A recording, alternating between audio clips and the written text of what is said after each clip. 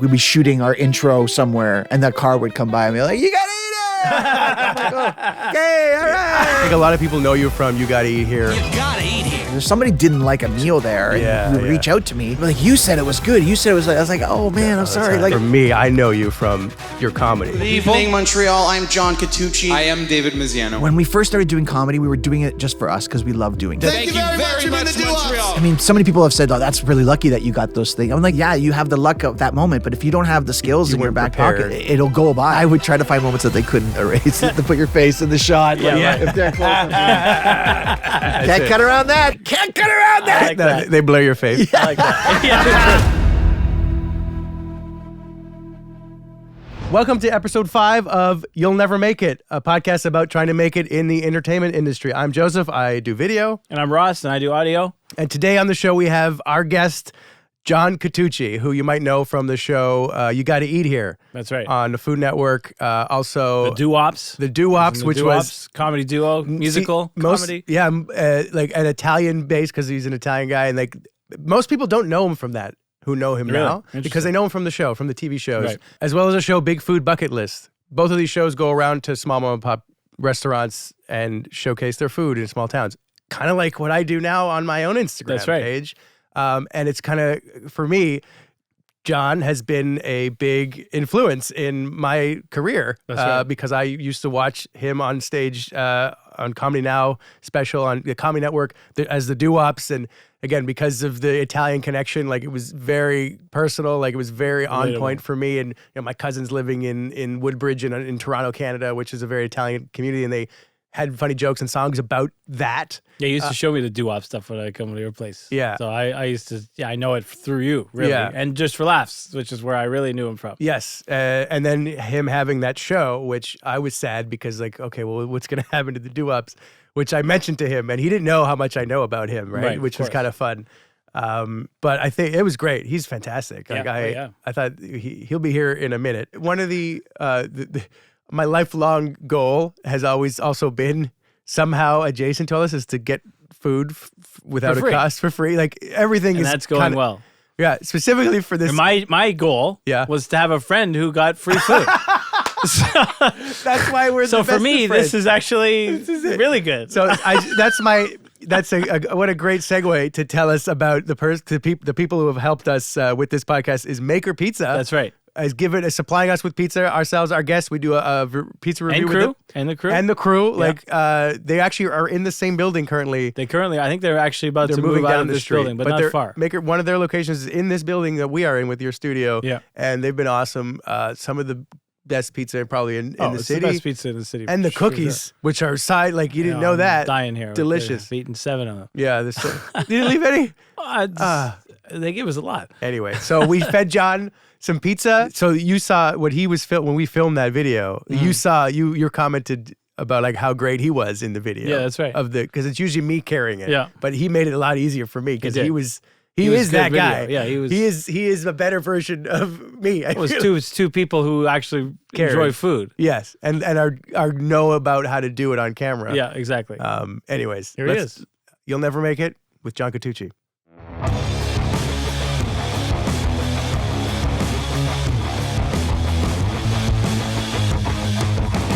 The whole angle that we're pitching is just like we're well aware that we haven't quite made it yet, but we're still on the journey, and a lot of people would say that we have, but a lot of people would say you haven't. Yeah.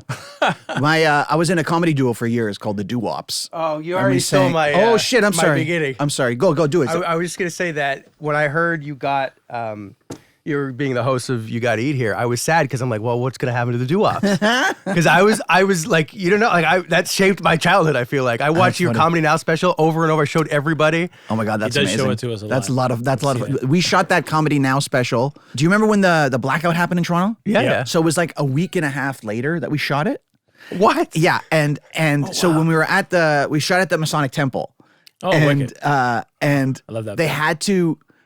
They couldn't run the AC at full because they were worried that the city was still gonna be like brownouts and stuff like that. Yeah. So the AC was like half, and I'm just dying, sweating. It's a very physical act. Just dripping, and they're coming out in like every song. They're coming in and they're wiping us down. No way. And my buddy David Miziano, the other doo-wop, nothing, like just zero sweat. What? Just like he had his like sweat glands removed in a back alley operation of some sort. And I'm just looking at him like, fucks.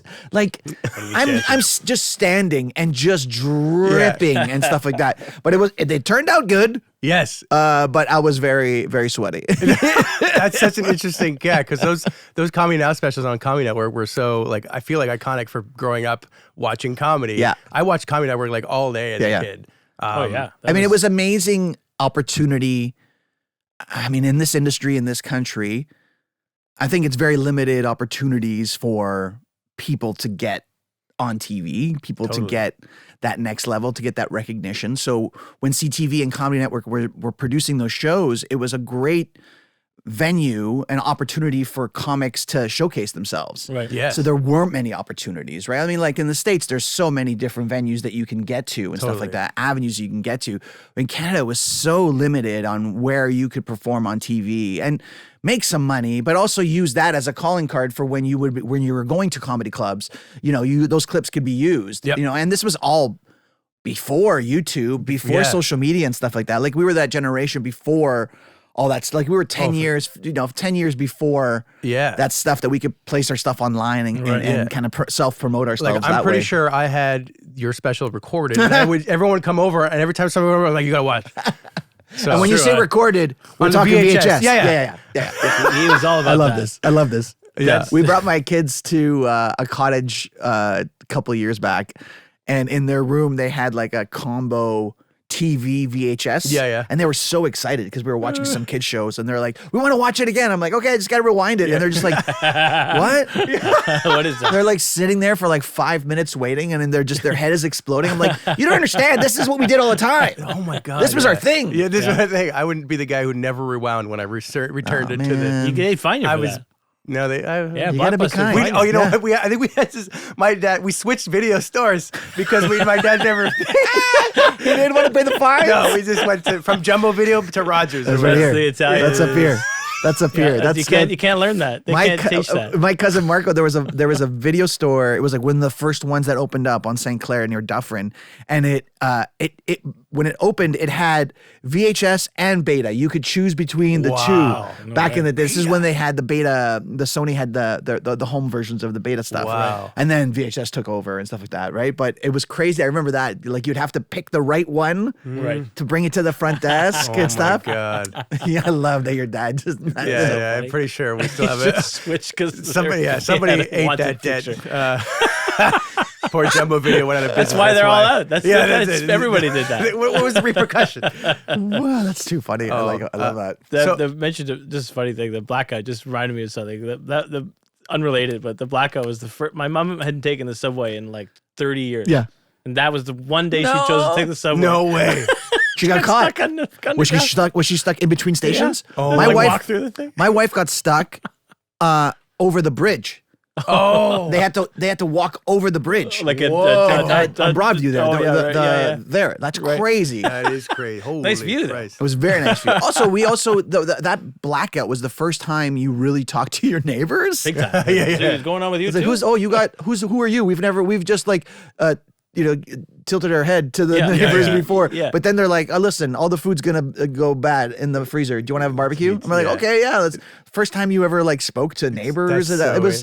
It was another blackout then. And then we need another blackout. Well, it's coming. Yeah, I mean that was sort of the pandemic, but sort of not. Although you were discouraged allowed to talk from looking at people. There's no barbecue. They had a barbecue with a line through it on the top. You weren't allowed to do that. No, you can't have any food outside. Sorry. So again, I think a lot of people know you from You Gotta Eat Here and on TV, but again, for me, I know you from your comedy, the Doo Wops, but I don't know from before. How did you first, like, where did you start?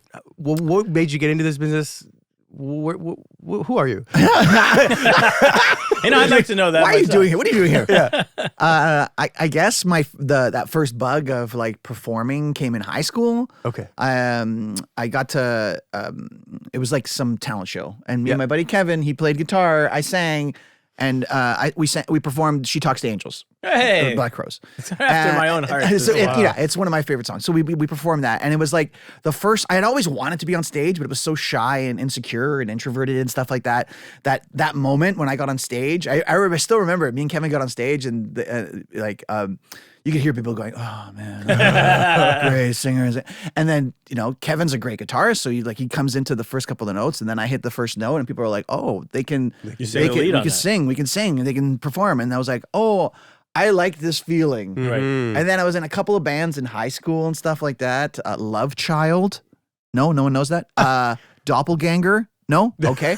I'll have to check the list. Yeah, no, and you have to put the umlauts, okay, in case you're Googling it. And then fast forward to university, also in a couple of bands, and then I started doing theater in university. I wasn't a theater major, but I was part of this production company called Vanier College Productions, VCP, and they were set up purposely to have a place for people who weren't in theater majors at York to just perform. Okay. So I got to perform, and that's where I met a bunch of people that I still have kept with, friends today. And that's where I met David, who was the Doo Wop, and so we started performing together from that. And then we just started growing with Doo Wop stuff, and we performed together for I think close to 16 years together. And during that time as well, I was doing like some other sketch comedy, and was also part of the Second City touring company as well.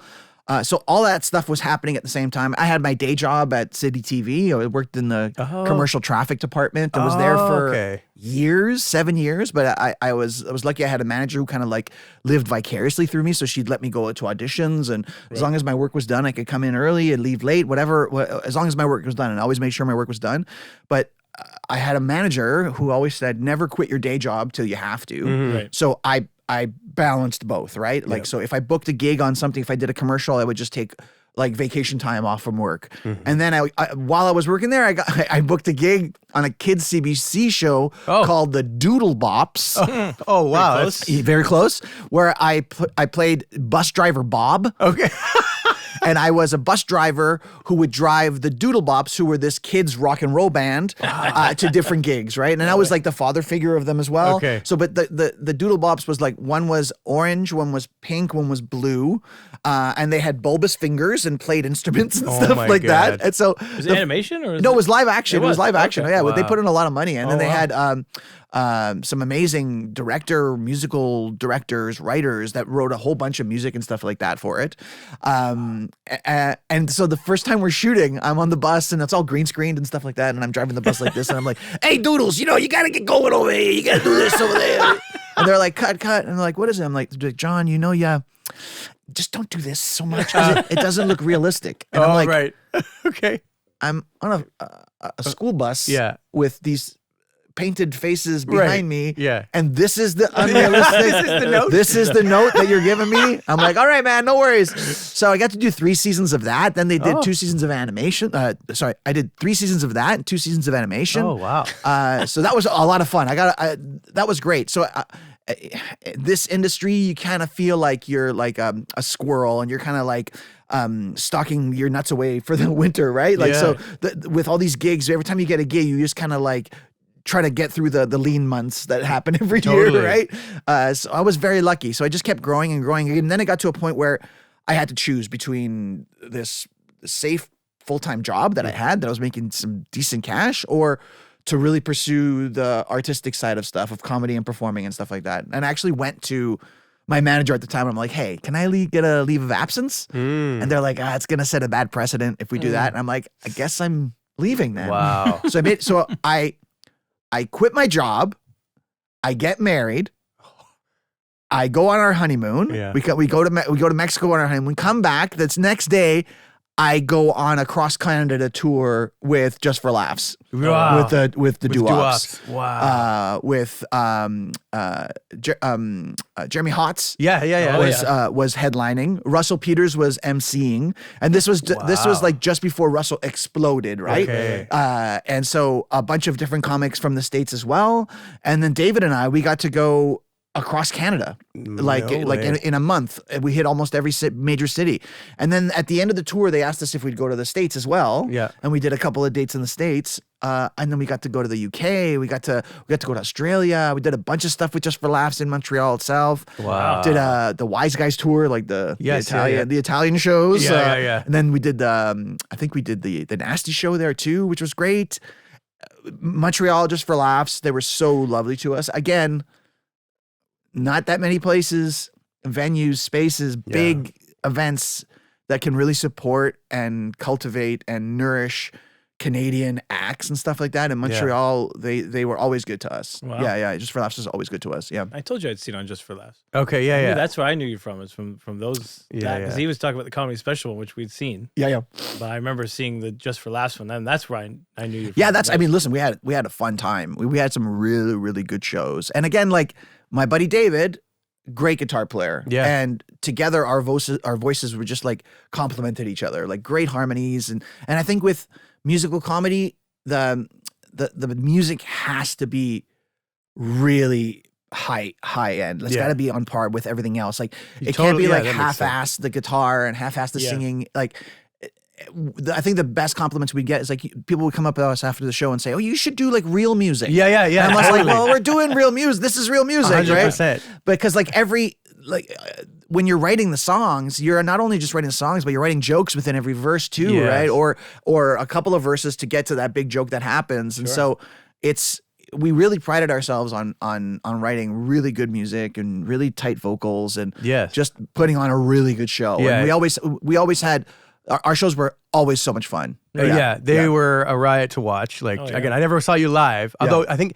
you guys, I was supposed to come. You guys did something like years later. You did something. Yeah. And I had tickets, and something came out. I couldn't go. But what happened, man? Well, I don't know. It sucks. Buffalo. Yeah, it's Probably pretty much what happened. No, but that. what I was gonna say is that musically, it was so good. And for me, the first time I didn't know the song "No Woman No Cry" before. You didn't know "No Woman No Cry"? The first time we don't listen to him for musical taste. No, but I didn't know music very well. Okay. But I thought you guys created "No Gino No Cry" as like, oh, this is a fantastic song. So I still think about that song and sing it in my head.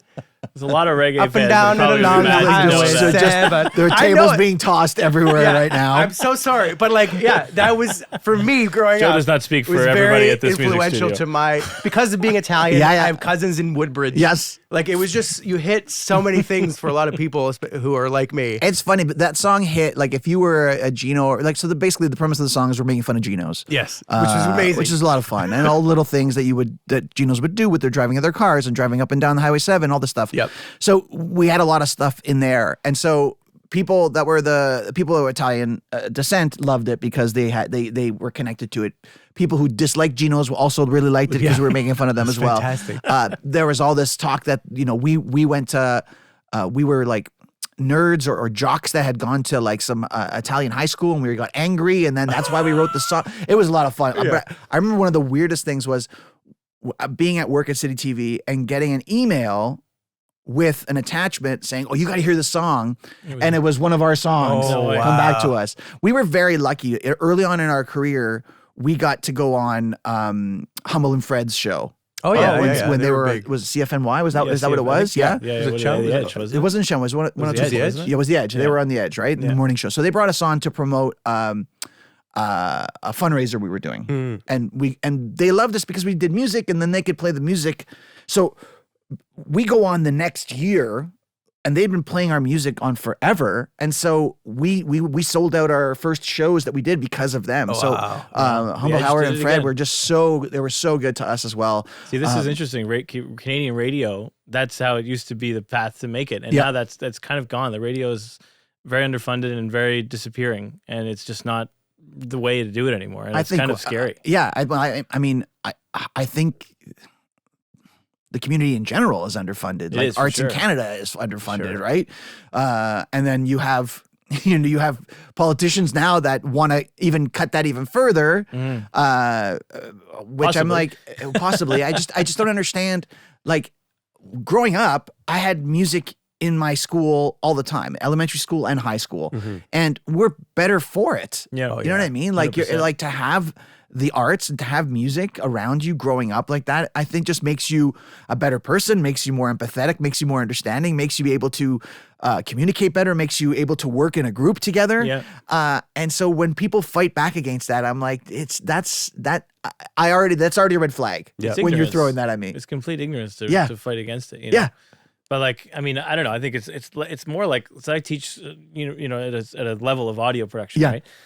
We used to say, okay, we need someone who can play the drums quick or someone to play guitar quick for something. There's all these hands go up, people be fighting over it. Now, it's like you're lucky if anyone plays in a band in the music schools. Yeah. Really? Which is so weird because that's just not how we grew up. Yeah.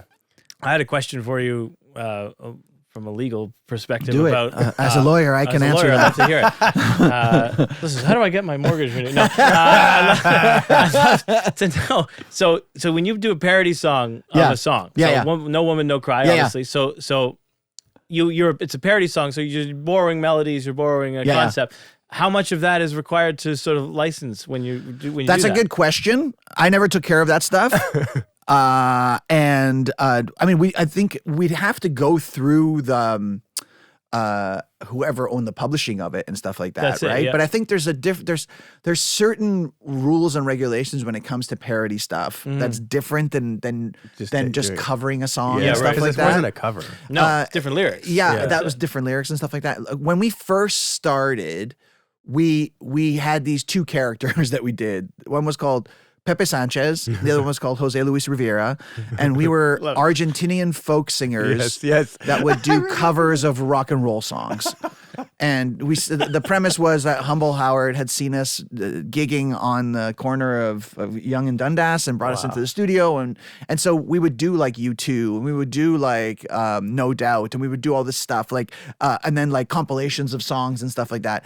So at the beginning, we would do a lot of our stuff was those stuff. But then when we wanted to do TV, if you were doing onto TV, then because those were covers, not necessarily parodies, those were covers, we got into an issue where like they wouldn't want to pay the rights to those songs. So then we had to shift really to go from those characters, right? Those doing those covers and still kind of creating those characters and the jokes and the moments between those characters to writing original stuff and writing original bits and stuff like that. So, it was a great learning experience. Kinda cool. That we had to force ourselves out of that mode and into a writing mode, into a comedy mode, but those two characters, you could just get away with anything. If you get on stage and throw in an accent, you could just tell an audience to go fuck themselves and they love it. Yeah. Oh my God, this is so great! Oh my God! Oh, that's great. But it was a lot. Did you get a backlash from the Argentinian community? No, I think because we never were making fun of themselves or the fact that they were from Argentina or the fact that they had accents wasn't the joke. That wasn't the joke, yeah. The joke was we really like pointed at you and stuff like that. If there was a misunderstanding in language and stuff like that, it's almost we still blamed you for it. We still like you're the ones who don't get it. I Like, see. The audience is the audience, yeah. And so that was a lot of fun. But because when we were like being influenced by the Gypsy Kings, there was a lot of like, even though Gypsy Kings have nothing to do with Argentina, I have nothing to do with that stuff. But it was still like I had a lot of hand clapping and My parents dancing. loved the Gypsy Kings. Yeah, There you it go. was just, and when the Gypsy Kings would do, Hotel California, and they did their versions of Hotel California or their covers of like classic rock songs and stuff like that, I just thought it was just so fucking ridiculous. It's over the top a little bit. Did you ever hear the story that I think in France there was a band that went around pretending they were the Gypsy Kings? Really? Because it was, again, before the internet, before any of that stuff. So it was just like people would show up, they would just do it. Oh my goodness. That's crazy. They didn't have it. That's so great. They had no idea. They're Yeah, like, right. yeah, we're going to see the Gypsy Kings. Let's do it. Yeah. just pretending to be them. Wow. I mean, if anybody has a pan flute, I guess you could. I'm putting a lot of reverb getting on there. autographs? That would be kind of ruthless. Sign autographs on behalf of the person that That'd you're be not. bad. That would be a little rough. So what year was it that you say you quit your job to then go on this tour pretty much? Do you remember? So 20 years. Oh, sorry. About 20 years ago. Wow. Yeah, because I just Okay. celebrated my 20th anniversary. So Wow. So 20 years ago, 2005-ish? Yeah. I guess, yeah, something like that. Yeah. Wow. So it was a big thing. I was scared, and I remember going to my parents sometime, like, listen, I don't need your money. I don't need any money from you guys. I just need your support. That's right. Mhm. That's it. Just support me. And my dad's like, okay. My dad was old school Italian. God rest his soul. My dad, the second I got my day job at Citytv, that morning as I was leaving the house, he's like, okay, you got your job. Okay, now you got to get married, and now you need a mortgage. Mortgage. Those were his two things that he had to hit. And I was like, okay, Pop. Like for him, that was his thing, right? Yeah, That's making it for That a was long making time, it. yeah. Yeah, Totally. that was making it. He even said the same thing to my sister, and she's gay. But you know what I mean? Like, but he didn't know at the time. But he said that to my sister. You got to get married, and you got to get a mortgage. Oh my God. Yeah, like that was a big thing. That was a big thing because like I didn't have any professional artists in my family. You know what I mean? There was a lot of music. There was a lot of comedy. There was a lot of laughter in my house. Like my mom's dad played guitar, was a ham. Every wedding we'd go to would play the same guitar songs. Every Italian folk song that you listen to is always sexual innuendo and double entendres that you don't know. As a kid, you just hear this is funny, but when as an adult you hear the song, you're like, oh, that's a whole song about the wedding night. Yeah. of the bride and what is she going to eat on her wedding night and stuff like that. And so you don't get it as a kid, but when you're an adult, you get to translate it. You're like, okay. And then my dad's dad played trumpet and was like a jazz trumpet player and played in big bands and stuff like that in Italy. And one of his claims to fame was he got to play in front of Mussolini. Oh, great. Great, I think. He made it through. He made it. He did it. He hit every note. Trumpet saved his life. Trumpet was good. But by career, my dad's dad was a cobbler, he fixed shoes and stuff like that. But made all the extra money playing trumpet, right? So played in little bands, played in big bands, and so there was always music around and stuff like that, but never had like the entertainment industry. Never thought I could get a career out of it and stuff like that. But everything just kind of like, it was great. It fell into place. And so I was doing Doo Wop stuff for years and years, about 16 years. Still like booking commercial stuff, doing radio stuff, doing the Doodle Bop stuff. So as anything that would come to me came to me, and you know this as a musician, you get better when you play with other people, when you get influenced by other people. So I was performing comedy with a lot of different people and pulling in from there, and then the producers of You Gotta Eat Here came to me, and they knew me from the Doo Wop stuff.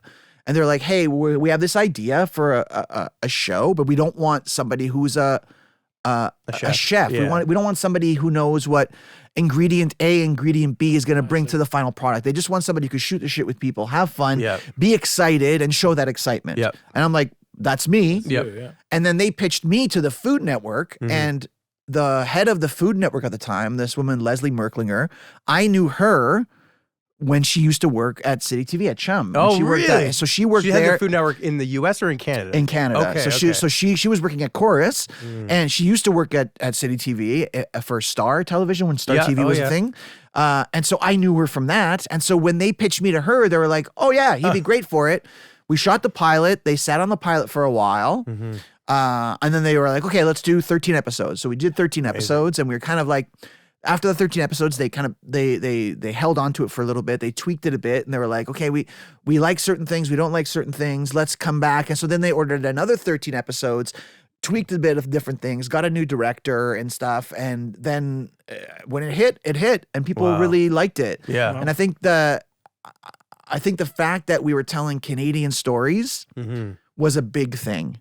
And I think sometimes this industry, because it's easier for people to buy just pre-made production and shows from the States that are all like glossy and ready to go, as opposed to investing in Canadians and Canadian stories and Canadian productions, which is, yes, it's going to be more expensive, but I think in the long run, I think it hits people more intently. It makes them feel more, right? And it's this show is and the industry we're in is about feelings, right? We're like your songs, the food. You're always eating your emotions. Every meal, every meal, you're eating your emotions, right? Like that doesn't go away. Like that's there. So I think the fact that we were able to tell, especially when You Gotta Eat Here, mom and pop stories. Like we were going into people's houses, we were going into people's lives and sharing that. And not only sharing the food and the stories of these restaurateurs,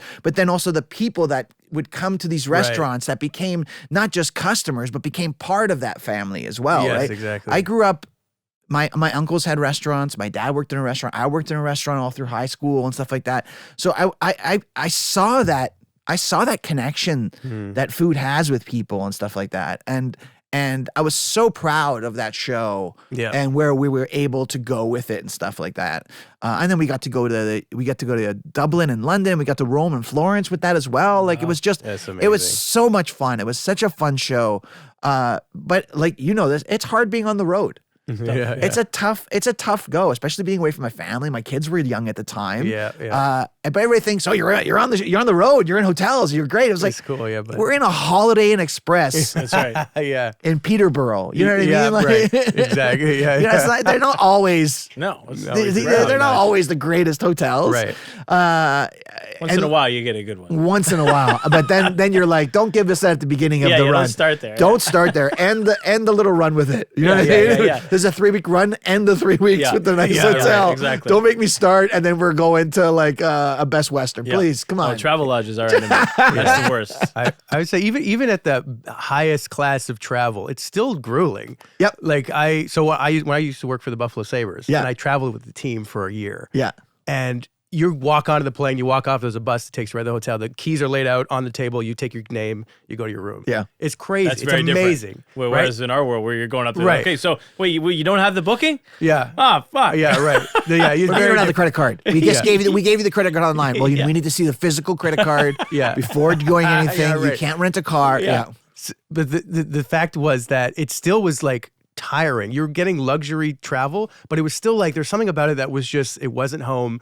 You're moving all the time. It's still grueling. So I hear that. Without the luxury. Without any of the luxury, it's brutal. How many times I would go, like I remember come back for, like we'd be shooting, go back to my room, the card wasn't working. I'm like, oh, fuck. So back downstairs, I'm like, I'm in 1216. And they're like, actually, you're in 1412. I'm like, fuck. Okay, sorry about that. Wow. Like every hotel looks the same, especially like they'd put us in like Marriott residences a lot, so we could have a little kitchenette, and if we wanted to cook something, so all the rooms look exactly the same. Right? Every floor looks the same. Every hotel does the same. Every painting that they get, you know what I mean, is on the wall. It's exactly the same. And so there are times where you wake up in the middle of the night and you're like, where the fuck am I? Which side of the bed? Where's the bathroom in this? Is it the reverse of what it was yesterday? Is it like? Well, so I think it's funny. You would, and this is different. Again, we're at the bottom end of the touring thing, but you're in this uncomfortable van, and all day you're driving this thing, and you get to the hotel, and you walk in the hotel, I'm happier in the van. Actually. Maybe we'll just stay there. Man, there were hotels we walked in and the floor was damp, and we're like, what is going on here? That's odd. What is happening in here? Like, that's crazy. Yeah. So you did the show. How many seasons did it go for? We did 5 seasons of You Gotta Eat Here. Mm-hmm. And then there was like a break, about a year and a half. And then we came back, and the Food Network decided to do a new show called Big Food Bucket List. Okay. That was similar to in vibe and stuff like that. It was still me and Plaid going around eating food. But they were pushing more like every episode was going to have a U.S. restaurant. Okay. So because they really wanted to sell it to the States as well, right? Because that's where the money is and stuff. So they were able to sell it to Hulu. So Hulu got nice. So you'd be able to watch a couple of seasons on Hulu and stuff. So we got to do that. Okay. And again, we got to go to Hawaii. You know what I mean? Yes. Like you did that. I did. Beautiful. Yeah, it's a beautiful place. The food is. The poke, like there's so many great food options there. Yeah, it's amazing. The seafood in general, right, is just ridiculous. I mean, when you get something that's just caught in the ocean, seconds before, and they're serving it to you, right? I was swimming with you earlier. Yeah. I do touring wrong with food. I'm really bad at it. Honestly, you'd be really disappointed. I am. Every time I talk to you on the road, you're like, I'm in Bordeaux, France. Like, do you have any wine? No. No, no, there was a McDonald's up the street and stuff like that. Did you eat anything good? No, I went to the Subway and other thing. Really? Well, I mean, you're exhausted. It's also, I just know this from the comedy side, right? Where you wake up in the morning, but your whole day is based on getting ready for that gig. Yes, right? Yeah, totally. Like, so, I mean, I don't know how you're like, because if you're doing a gig and then you're going to the next town, right? Oh, we're doing it horribly, where we literally don't have a moment to spare at any right? town. Yeah. You're rolling in. Yeah. You're And on sound the road. checking. Yeah.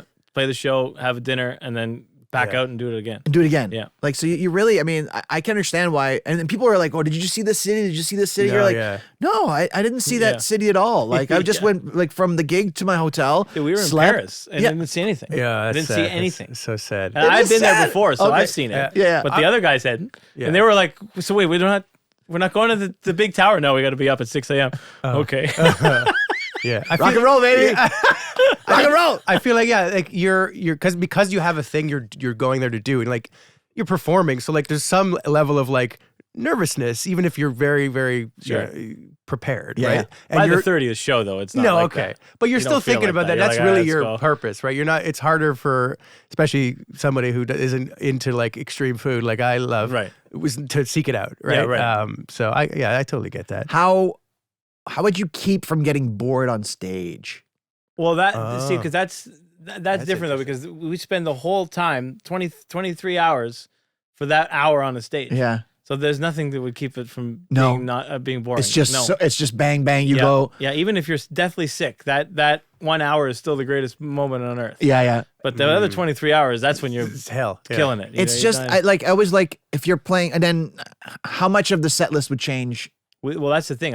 We tried to make it so that it was literally like key cut every night. It's the same thing. Yeah. I mean, we jam, so there's moments Oh, where okay, you okay. explore a bit, Yeah, right? yeah, But the songs and the general idea is the Yeah. same. Especially if you're an opening act, you have 45 minutes. You play Tight. it. You want to hit it? Yeah, Yeah. You play it and you get out of there, and then that's how you make the fans. Because by the end of that tour, you're the tightest. We cut a live record on the last tour. Amazing. The last show is what we're putting out. Which Yeah, is yeah. the tightest you've ever been. Yeah. It's like interesting. That's what you great. want. Because that must be a lot because you're coming in cold, right? People don't necessarily know you, Yeah, right? You're exactly, coming yeah. in because they're Well, there some to of them, see. yeah. I mean, but for the most part, they're there to see the main act, That's right, yeah, and then that's you right. come on and you have that opportunity. You're like, we got to kill. You're auditioning every night. Yeah. That's what it is. Yeah. Every night you're auditioning for the crowd, and it's like, okay, we're paying for Yeah. this opportunity to audition. That's great. I saw the Black Crowes when they were here. This recently? This recently at Massey I Hall. probably Were you saw there? Yeah, oh yeah. Fuck yeah, I was there. And Wine Lips opened up for Yeah, them, yeah. and I had never seen Wine Lips. I haven't even heard of Wine Lips, and I was like, holy shit! Yeah, they did pretty good. They did great. Like again, like when there's no expectations on you, right? Yeah. You could just go in and just kill it, exactly. right? So true. Just kill. I love them. I wanted that gig though. So for me, Oh no, sorry. I apologize. I'm sorry. I wanted that one, but they did a great job. Well, I mean, like if you were, because you had said that your sound and your vibe is very similar to It is, the yeah. Crows, They so don't I like could. to put I'm exactly sure the they same. wouldn't want the. They wouldn't want, especially like a young, energetic singer he's basically like our singer's like Chris Robinson, but like he's 30. Yeah. So he's young and energetic. Yeah. Whereas they still have crazy energy though. Oh my God, Like, it was I nuts. had never seen the Black Crowes live, and I was a big fan of them growing up, and to see him, I was like, oh, this is a showman, man. Yeah, it's wild. Like He's the this best is what frontman out this is what a frontman is, right? Not stopping, moving, like he was pissed off that everybody was sitting down, but it's Massey Hall. How can you not? Did you see the one at Rama? Did you see that one? No. Dude, he berated. Did he yeah. really? He started calling the security guards like horrific things. He's just like, really? Yeah, oh, yeah. He's like, it's not air supply. You know, get the fuck up and start moving. Like, what is this? But don't let anybody tell you what not to do. This is the Black Crows. Like, and we were all like, yeah.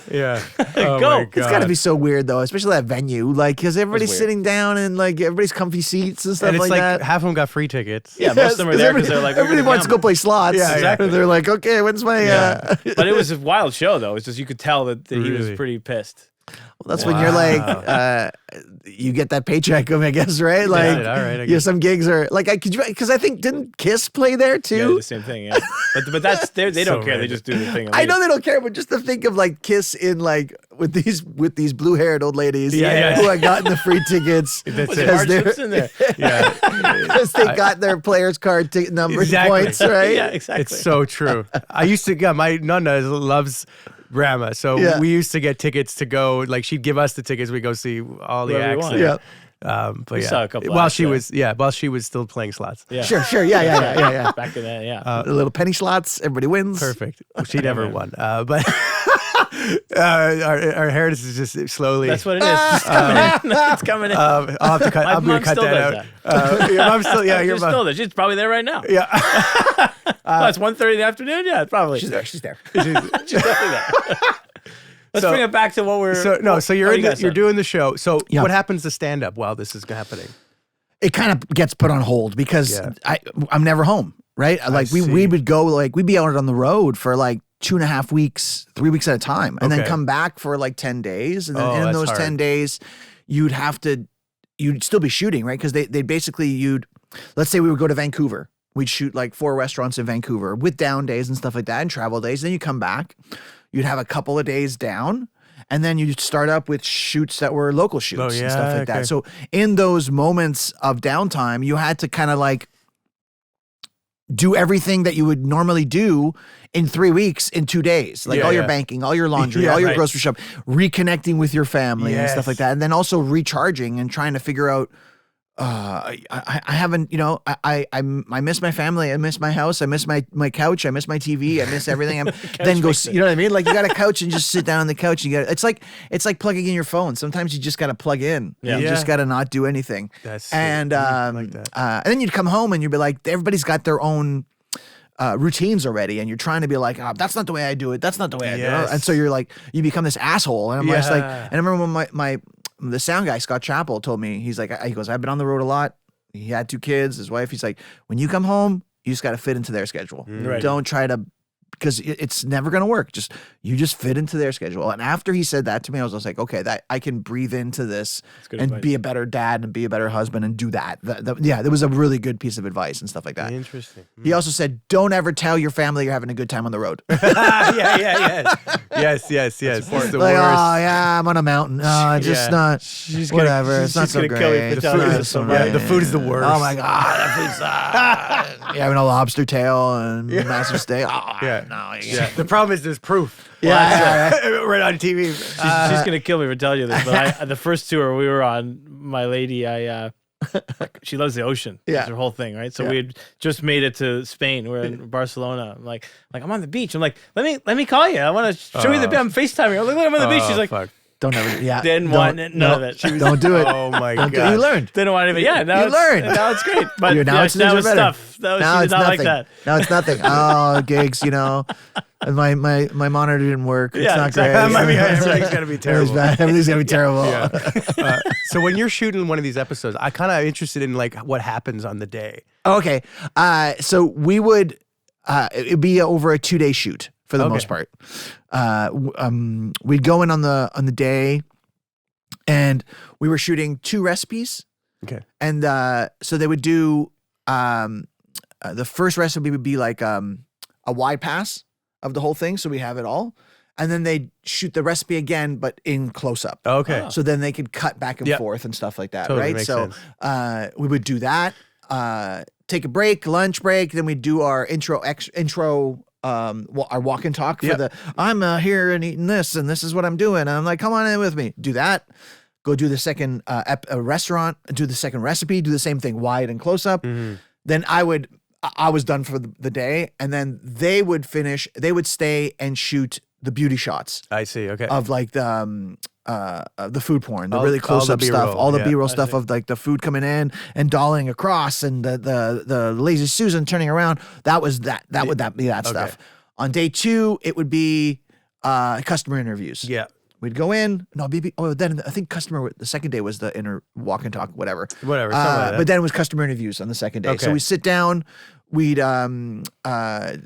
those dishes that we covered on the first day would be introduced to you, Joseph. You would sit down. We tell, why do you like it? Oh, I like this because this and this and this. Yeah. And then they'd cut all that around. So we were doing each restaurant took 2 days, and each episode had 3 restaurants. So that's like 6 days of shooting per each restaurant. And we were doing 26 episodes a season. Jesus. Plus down days, plus travel days and stuff like that. So it was we were on the road for a good like 7 months. Like that, Wow, it was a long shoot. It was a long production. But it was great. It was like it was a lot of fun. Was there days where you were like had to be on and you're like, I hate my life right now for some reason? You were sick, or you were like just sick, or you were just like it was great the whole time? Definitely, yeah. No, there were times where I was sick for sure. Yeah, and you have to like kind of fight through it and stuff like that. And then times you can't fight through it, and you're just like, I cannot move. Yeah. I'm done and stuff like that. And then there's that other old school Italian guilt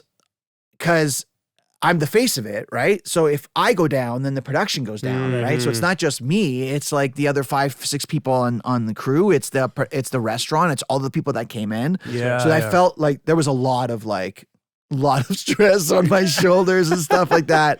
And then when we were on You Gotta Eat Here, and then on Big Food Bucket List, then pandemic hits. Oh wow! Okay, So we were in Savannah when it hit. And we were getting all this news. We're like, oh, it's coming. People are sick. The flights are shutting down. Everybody's like, this mysterious sickness is happening. We're like, oh, fuck, what are we going to do? And then a couple of the restaurants backed out because people got sick. And we were like, okay, so we can't be here anymore. And then they were like, okay, look, we're going to cancel. And then they were like, the border's shutting down. Yeah, oh, God. We're like, oh, fuck, what are we going to do? Like, what's happening? So we drove from Savannah to Pittsburgh. And then Pittsburgh to Toronto. Okay, and that's what we drove did. all the way because we were Wow. like, does anybody want to get on a plane? I don't think anybody wants to get on a plane, do we? Yeah, right. Because we didn't know what the fuck was going Right. on. And then when we got home, it was like, then you had to quarantine for 2 weeks. Right. So we were stuck in a room for 2 weeks with my family in other rooms and stuff like that. I'm wearing masks. This was before like you could buy the masks. So my daughter, I think it was Ruby or Claire. One of them was sewing masks for us with fabric. And I remember going to the No Frills at Dufferin Mall for the first time to go grocery shopping, right? I'm going like It's terrifying. But terrifying. I remember like that. people walking, like as people were walking by, like holding your breath. Yeah. Because you're like, don't, They have they have it, somebody has it. You're like, I remember that. That was a weird time. And listen, man, we went through some trauma all together, and I don't think we've gone through that. Like it was supposed to bring us all together. It was supposed to make us more empathetic. It was supposed to do something, but it messed with a lot of people. Yes. There was we need a blackout again. That's what. Yeah, it was a whole lot, but it was the reverse of the blackout. It was like at least you yeah. talked to your neighbors in the blackout. In the pandemic, you weren't allowed to even look at anybody. Yeah, right. It was gonna get through your eyes. Yeah, right. That's right. Yeah. Oh my God. Your eyes were gonna catch it. Oh yeah, I was washing groceries. It was so embarrassing to think about it now. But like, we were downtown. I remember we had this discussion. We were right downtown. You wouldn't know there was a pandemic. Really? I remember there was one guy that I ran into at one point. I was like, "Hey man, you're not a little worried about the pandemic?" Yeah. He goes, "Oh, is that today? The pandemic? Is that today?" Like today? Is that today? Today. No, it's not today. It's today? It's on. It's happening. It's happening. oh, no. It was interesting. It was just like, and then like, like my mom was, had Alzheimer's and was living at home, and you're like, who's going to be watching her? Like, what's happening there? Like, it was just, there was just so much happening. And so then we shut down the production, and then we came back whenever the lockdown kind of like lifted and stuff like that. But then they had all these new protocols, right? Yeah. You had to get tested before you went to the States. You had to get tested to come back from the Yes. States. Everybody who was on set was getting tested as well, right? Like it was intense. And then you're like, I'm like, I know everybody's, everybody in production's wearing masks and stuff, but I'm like inches away from people breathing on me as people are eating food, and I'm just like, and I'm trying to like not like pull away from people, and my camera guy's like, you gotta get closer. I think you gotta get closer. You know what? It's the camera guys that kept it going. Yeah, that's right. Kept the pandemic guys that we need this You shot. gotta get closer, man. Super spreaders getting closer. I'm like, That's okay, so all right, okay, I'll do my best. I'll do my best. That's funny. But yeah, that was a whole other thing, right? Like we're trying to shoot during that A food show. That's trying very to hands-on. shoot a food show. Try to like, that was intense. And all these restaurants, just in general, the way they had to like switch their mode, right? Like they went, like how many of them had to like switch to takeout instantly and stuff like that, and how many of those mom and pop shops weren't able to do that. No. You know what I mean? Didn't have the capacity. They said didn't want to do it, didn't know how to do it. It was tough on that industry. I mean, it was tough on every industry, but me working in that food industry was so tough on everybody, man. And and you realize the profit margin on all these restaurants are so thin to begin with, then add anything into it at all. But then there were other restaurants and other businesses that were able to like, okay, we're shifting. We're shifting to online. We've already created a website. You can order groceries from us now. Not only our regular food, we can get that stuff for you. Yeah. So the entrepreneurial spirit like came up as well during all that. Yeah. Sure. But it's still messed with a lot of fucking people, man. Crazy. But let me ask you this: as I find that when I see shows that have been shot during the pandemic and I watch them now, it's very clear that there was something going on. Everybody's in a mask, and was that weird to look back at those shows? But we kind of made it.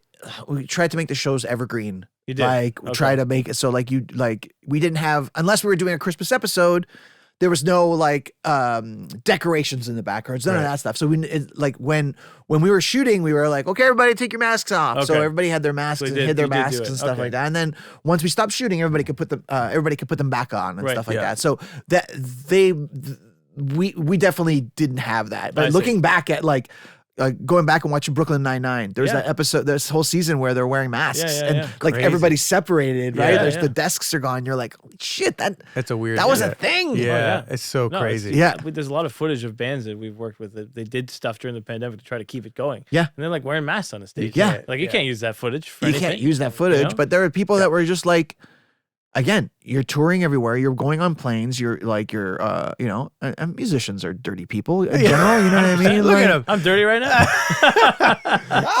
100%. You are crawling with diseases. Yeah, I'll have you know I showered this morning. Wow. Yeah. Well, thank you very much. First time in weeks. So is that show still on right now, or is that done? Or they're both done. So now they're just in repeats. It's Canadian television that'll repeat forever and ever and ever. Yeah. And people are just like, hey, that restaurant that I saw on your show is no longer open. I'm like, yeah, that was 10 years ago. And the way you're stating it, it's like I had something to fucking do with this. Like, this is everybody relax. Right. That is everybody true. relax now. That is part of the thing, because now I do a lot of food videos online. Yeah. Like a lot of people see that place and they connect it together, especially you being the host. Yes. But it's not you necessarily setting up the place, producing. No. But then people don't know that.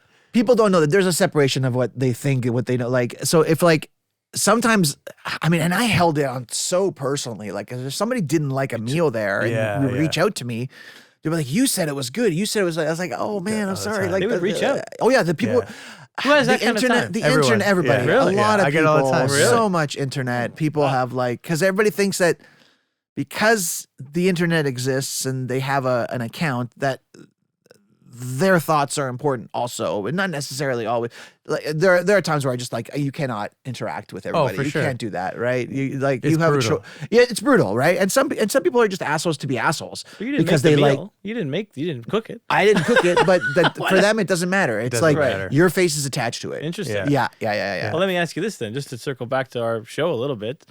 The idea of that people reaching out to you, is that a you made it moment? Like, is that not exactly kind of what it is? Because people going, hey, you did this. My question then is, when did you know that show You Gotta Eat Here was a thing? Really, was it people reaching out? I think it was. Sometimes we were walking down the street, we'd be shooting our intro somewhere, and that car would come by and be like, "You gotta eat it!" I'm like, oh. Yeah, or strangers yelling at "You gotta eat here," and I'd be like, "Okay, all right." Yeah. So I think that was. Made it. What's made it in this Canadian industry? I think that's why it's called "You'll Never Make It," because you're always trying new things. David and I had a comedy album called Almost Nearly Recognizable, which is, I think, is very apropos of Canadian industry. You're like, hey, I think. Yeah. That's it. I think I know you from someplace, but I'm not sure where. Yeah. I think do we know each other? Yeah. Are we friends? Is your cousin? People will be like, there'll be times where I'll be in a place and I'll get that look. The look will come over and they'll be like, David Rocco. Yeah. Right. It'll be like it's they know my face. They know it's food, but they don't know the name and stuff like that. Oh fuck, we were in. Where were we? We were in Kelowna. We were sitting outside. We were having lunch, and some guy walked by, and he's like, "I'm just eating outside," and he's like, "Jim," and I'm like, "John," and he goes, "Catucci." I'm like, "Catucci." And he goes, "Yeah, I'm a big fan." I'm like, "Yeah, I can see that." Yeah. sucks. Oh, that's so funny. Okay, so then I think you have to almost start by saying what is your definition of made it in this journey? What was where were the moments where you could go, well, there and there, but then I thought this. I think being able to not have to work another job. Right. Right? I think that's in my head was you made it. That's a good definition. But even then, again, this industry, this country we live in, it's like anything can go away really quick and stuff like that. So you're always making sure you got stuff in the in the tank to make sure you can get through those lean months and those lean years and stuff like that. Right. Yeah, I mean, I think just being able to work in the industry means you've made it in some way. I love that. Yeah. Right? Like, I guess it's not always financial, right? it's not always financial. I mean, when I first started doing comedy, and I had my day job, so I could do that. So I was doing my day job Monday to Friday, 9 to 5, and then doing comedy at night for years, right? With the Doo Wops, with my other comedy team, and Minnesota Wrecking Crew, with other sketch stuff, whatever you could get your hands on, just to perform because you loved performing. And then it got to a point where people who were producing stuff and doing stuff saw that and going, oh, we want to take that, what you kind of created, and kind of like showcase it and stuff like that, right? And then you get a regular gig. Like, it'd be funny. I would, like, for years I'd be like, I wish I had a steady gig in this business. Yep. Right? Then I had a steady gig and I'm like, fuck, I really miss those one-offs where you could just work a couple of days and then just fucking, just coast for a while. Yes. Right. So you're never happy. Yeah. I think. I mean, there's, the Canadian, which is always like, that was the alternate title. You're never happy. You're never happy. I almost went with that That's title. really good. Yeah, because you kind of just have, again, this is why, like, we have our goals. Yeah. But then, like, after you hit that, like, there's another thing that you're going to want to do. And, like, that's just, it kind of just keeps going. It's a journey. It's really not. Well, he's about to hit one of his goals that we stated at the beginning of the thing. Well, and maybe. So now it's going to be like, well, what It's happens this TV now? show, yeah. Yeah. If it works. If it works. I'm still trying. It's still not 100% yet. I think if you're, when we first started doing comedy, we were doing it just for us because we love doing it. That's it. That's, right? I think, where it began. And then you kind of like keep doing it, and you do it and do it and do it until somebody with money comes in and goes, hey, we can take advantage of this. Let's make money. Let's do something. Exactly. And then you get the gig and stuff like that. And it just feels like the industry has gone back to that now. Now you kind of have to create your own space in your own world for other people to go, oh, we like what you have here. Yeah. We're going to take advantage of it. We're gonna give you some money now, and let's kind of like, you can produce stuff and stuff like that. I think if you're producing stuff that you love and that you think is funny or you find it interesting, people will gravitate towards that. And I think the honesty of it is what speaks to people. Right. I think people really like that sort of stuff, and they like your personality, and they like you, like they like your personality. It doesn't necessarily, not necessarily yes, it's the food, Right. but you're showing It's you, yeah. you're showing 30 seconds of a meal, Right. that goes in, that's like years and years of prep and stuff like that of doing. Exactly. Right. So yeah. It's very true. And I so for me, for my videos, like, it's not just food. Like, I feel like that's like 30% of the videos I put out. Yeah.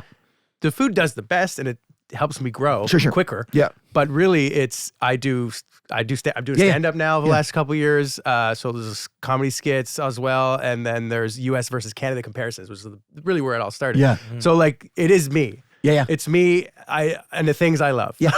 Well, I mean, that's the thing. Like, are there any really differences in food shows, right? There's either the travelogue stuff where you kind of go from place to place and you eat food and you meet the people, or it's like recipe dumps, right? And stuff like that. Like, there's not much difference between those. Right. It's the personalities that are doing it. So Exactly. you either gravitate to those hosts or those people and dig them and connect with them, or you don't, and stuff like that. And you can't please everybody. You won't please everybody. Not everybody's going to like your stuff. And I always feel like, even from the comedy side of stuff, if everybody's into your stuff, is it really that exciting? Mm. You want to reach as many people as possible, but you also want the cool factor. You want that interesting factor. I don't know. That's the way I always feel about it. I And always stuff like say that. integrity is expensive, because a lot of, if you look at it in music, someone would be like, well, you could write these super crazy cookie cutter pop songs. You're going to hate your life, but you're going to make a lot of money. Yeah. Or I love this style of music. I'm going to go with that. Yeah. it's not gonna do that well. But just you're gonna do it. one really pop song. Just Yeah, right. one, just Right, the what? fucking It that you have hurt- to play every single concert for the rest of your life. It hurt John That Mayer. people, yeah, He you know did what I mean? that. Like just make you some bank and stuff like That's that, it. right? And then you got to play. Everybody asks for it. That They one ask for- song. Just they get it ask up. for your Bodies of Wonderland all the time, and then he's like, "But yeah, but look at all this great blues shit. I'm a great guitar player. It doesn't matter." Exactly. Well, so what are you up to now? What's going on? What's going on What's now? what's I'm like next? an Uber driver for my kids right now. Yeah. That's what's going on. How old are your kids? Almost 18 and 16 and a half. okay, My eldest is yeah. going to go to university next year, and I'm just like, holy shit. Wow. Okay. That's a big thing. Just doing the same thing. Like, what do I want to create online for me? Mm-hmm. And what's honest and what do I like? And, I'm playing music a lot more now, which is great. I'm playing drums a lot more and singing. I've always sang, Yes. and I've kind of dabbled in drums, but to be on the regular doing it and seeing and getting better as a band and performing together as a band and sharing that connection and stuff like that. There's man, being on stage and that synergy and that happens between other people and those moments of just like creation, which is great. You And love the that's- collaboration part of I all love this. the collaboration stuff. I've always loved more collaboration stuff than doing stuff on my own. Like I've done very little bit of stand up, and On it your scares own. the Yeah. shit of me. Yeah, it's scary. It's scary. Being in a duo, being in sketch comedy, being in improv and stuff like that, that stuff I really love. Right. You know what I mean? Like, Interesting. so that excites me, and I'm hoping to do more of that right now. Right. Yeah, that's just like, just trying to get myself out there and stuff like that. And I think a lot of the casting people and agencies and stuff like that have seen me in the past 10 years on TV and don't know the comedy side of me and don't know the singing side of me and don't know the hosting side other than the TV show. that's So wild. that's an exciting opportunity to kind of get there. It's a new year and there's new energy getting out there and stuff like that. So Yeah. I'm looking forward to that. Yeah, well, I think that's when I saw you're the host of this show, that show. When I first saw it, I was like, oh, this guy's fantastic because he's got what people don't know is this huge background of comedy and music and entertainment and crowd pleasing and just like it's so great. And I think again, most people don't know that. And I think it's also why the show was a success is because of that and you. So well done. Thank you. Yeah, I think those. I mean, so many people have said, "Oh, that's really lucky that you got those things." I'm like, yeah, I think the moment. Yes, but if you we've don't talked about have this a lot. the stuff in your back pocket, That's to see that moment when it shows up, Totally. and to be able to take it and go with it, that's you have the luck of that moment. But if you don't have the skills You in your weren't back prepared. pocket, you're not prepared for it. Yeah. It'll go by. I think everybody gets those moments every now and then.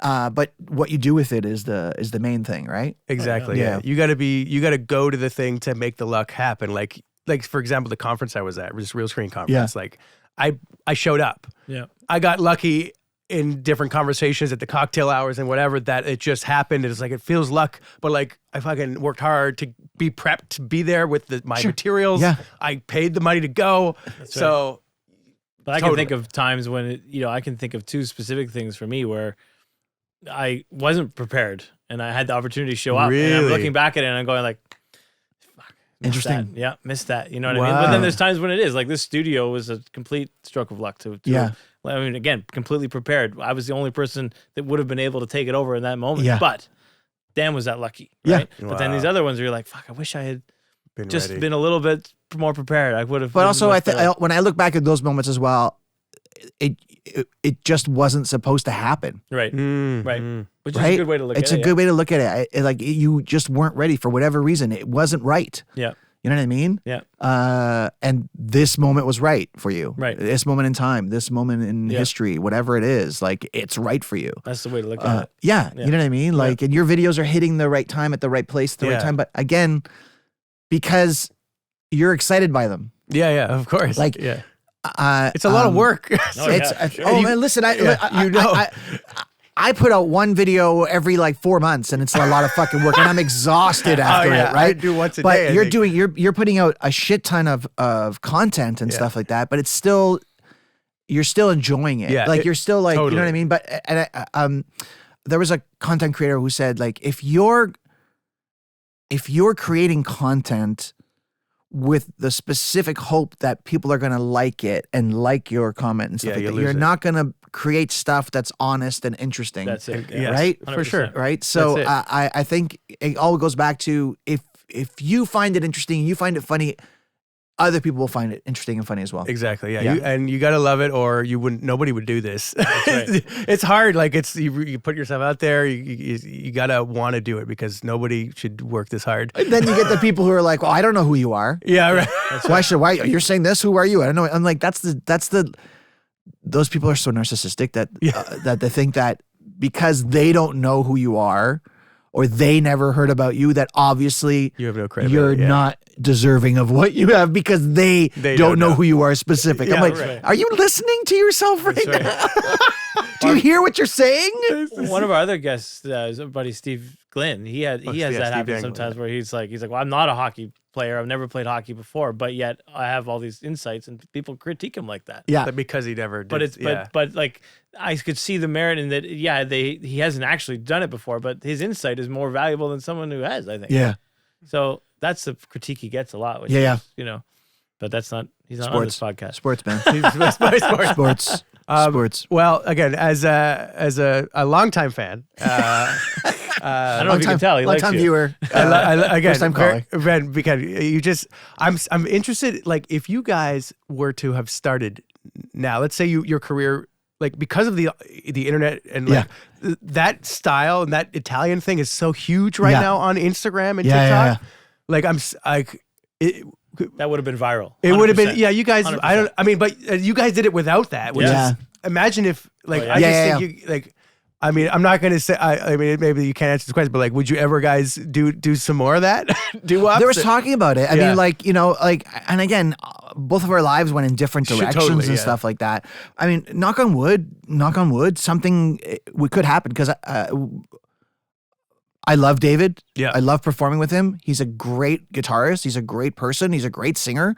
And when we get together and we click, we have so much fun. Again, so much of that was it makes us laugh and it makes us giggle. It's very stupid. Yeah. And when we get on stage, people feel that, and it's electric, and it's like contagious and stuff like that. So there'll be times where we get on stage and purposely try to make each other laugh. Yeah. Right. And try to and because it's so much of it was like little throwaway lines, and sometimes your subconscious would catch it, and then it'd be like a beat later you were like, oh, did you actually say that? You just and so it so much fun, so great. Who knows what the future holds and stuff like that. But I just I'll never say no. I just want to get to a show. I'm sad I never got around to. That's what I just do just a show. I'll make it happen. Just for you, Joseph. Just for me. That'd be great. I'd like to see it. I had a question for you, just unrelated to this part, but back to where you before. I'd sort of written it in my head, and I was like, I should bring this up. But when you were doing the Food Network show, you were background in comedy, everything was comedy. And when switching to this Food Network show, you had to sort of take the comedy out of it. It was secondary, right? Like you're still doing jokes, but it wasn't. They were. I mean, they kept saying, "Give us everything." Is that right? Give us as much comedy. Give us as much stuff. Give us as much stuff. Do it. Don't pull back. Don't pull back. And it would be like some chef would say something that was just on the edge of dirty, and you just give the camera a little like, you look at the camera, a little eye and eyebrows. It was a lot of food, joke, food, eyebrows, food. Like that was the things that they liked. And there were times where they, I got to sing on stuff. Like if for some reason it just took over and you like start singing and laughing and they loved it and stuff like that. But then they would like, we want a song every episode and never sing. I'm like, that's not how it's not how it works, man. It happens in the moment, and because it happens in the moment, it's fun and exciting and different and like it's just we got to push the level of comedy as much as possible. Right. But then again, it goes through multiple hands before you finally see it. Like there'd be times where you're like, oh, I can't wait to see that bit that we did, right? That we'd set up, You know, like we set up all through, and then the payoff is at the end of the episode. Let's hope, and then they didn't use it, and you're like, "What the fuck? What's going on?" And they're like, "Oh, time and this." And I'm like, "Okay, then don't ask me to give it everything to you, like, because I'm not like it takes a lot. It takes a lot to give that stuff. Right. We need to see more food. I think is really that's pretty much. It was close up, right? It was close up, eyebrows, close up, close up, close up, munch, chew, smile, hot. Yeah, well, that's kind of what I mean. Like it's almost like the food was the forefront, so your comedy was secondary. As much as possible, right? Like they said they wanted all the comedy, and then they would pull it back and stuff like that. Like, but we were still trying to find moments that, you know, I would try to find moments that they couldn't erase. You know what I mean? Like you had to put your face in the shot. If they're close. Can't cut around that. No, yeah, right. You can't cut around that. I like that. They blur your face. I like that. That's funny. I mean, this is great. Like, I think, again, as I've said, like your career I've followed, and it's inspired my own career. Oh, thanks, man. In comedy, in food, in videos, in content. So it's your fault, really. It's your fault. I apologize. Damn it. I'm so sorry. And did I ruin your outro? You did. But I think this was great, and I hope we can get together again. And we just maybe have some food together. Let's go get a meal. Let's go get a There's meal. still pizza. Oh yeah, we have pizza. We got pizza, but let's go get a meal. Let's go, like we gotta do it. Let's do that. Show them your show. Yeah. That's a great idea. I'm going to show you. that. That's something that I think we talked about this. We'll talk about it in the intro, but there's a whole show I'm trying to put together based on making videos on Instagram for mom and pop shops and showing that angle of what influencers do and how it impacts small businesses. So anyways, that's the idea. But again, very much, I think you guys, your show was at the forefront, and it was before really social media. Food influence was really a big thing. Like you were the OG sort of. I think it was coming up. But it was coming up, yeah, definitely. Like I know that. Not like today though. Today is huge. Yeah, today is 10 years, 5 years ago. 10 years ago. It's and everybody like it's just like everybody who eats something thinks that they can eat something on camera and stuff like that. It's just you had to learn, guys. Yeah. Not everybody could do it. I appreciate the words you use every time you take, because you got to say that you want to say the same thing. Oh, it's good. Oh, it's good. Like you have to come up with different words. Well, it was something I had to learn, right? Yeah. Like at the beginning, because they didn't want that. Like really at the beginning of the show, I just wanted to eat something and go, "Fuck, I love that." Yeah. You know what I mean? That's really fucking tasty. Yeah. But they were like, I don't know about swearing. And I'm like, why is it that you don't want Canadians swearing, but that if you have a British accent, they love you for swearing? Oh, it's so charming with an accent. Yes, it is. His was the best food taste you did. That was watching so. it, I was kind of like, I enjoy that. Yeah, I will. That is so true. That made it. Good. That was such a great. That was the best thing I've ever done with you there. That was. But the funny thing, which is true in all of them so far, is that the moment where you're like, let's try this, and then you bite into it, and then it's just that there's a silence. So and then like, so to me, I hate silence. So I'm like, someone should fill this. Yeah, you should bite while you talk, and then you should bite while you talk. Oh, you're trying to. So I'm like, I'm in the back. I'm like, but how do you deal with that? That was the one thing when they said right away. They were like, "We need to speak faster, right, after the bite." Right. I'm like, but I'm savoring this. I'm like, I'm trying to figure out what I'm tasting and stuff like that here, right? It's just like, so they felt the same. See, they did feel the same. They did feel the same. And I'm just like, also, you can edit it. Yes, exactly. You have the power. Right. You're cutting it anyway. That's it. Just you know. You better believe there's a bite, and it's cutting right to the line. It's cut, bite, close up, bye. Yeah. Eyebrows. Joke. Eyebrows. Eat. Smile. Eyebrows out. Outro. There you go. Collect your money. Yeah. Where's the paycheck? Let me sign that. Oh my God. Well, mate, thank you so much. Thank you so much for having me. So fun. Thank you, man. Thanks, man. That was a lot of fun. Thank you so much. Absolute Thank you so pleasure. much. Great to meet you. Man. Yeah, why don't you hit the mic a little more? I want you to do that. Sorry for the microphone.